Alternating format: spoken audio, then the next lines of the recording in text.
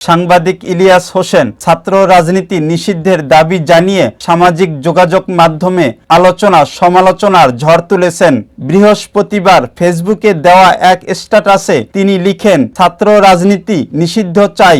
দেশপ্রেম শেখার জন্য ছাত্র জীবনে রাজনীতি করা লাগে না, ভালো মানুষ হতে হয়। তার এই মন্তব্য সামাজিক মাধ্যমে মিশ্র প্রতিক্রিয়া তৈরি হয়েছে। অনেকেই তার বক্তব্যের সঙ্গে একমত পোষণ করেছেন, আবার কেউ কেউ দ্বিমত জানিয়েছেন।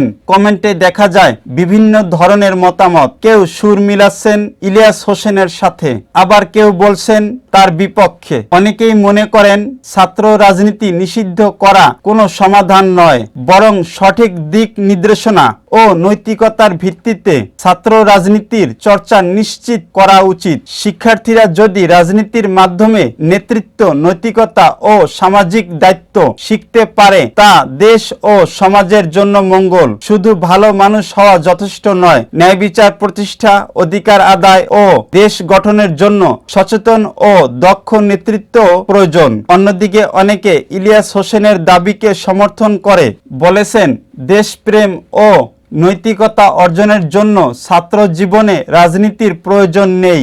তারা মনে করেন ছাত্র রাজনীতি সহিংসতা, দুর্নীতি ও পক্ষপাতমূলক আচরণের জন্ম দেয়, যা শিক্ষার পরিবেশ নষ্ট করে।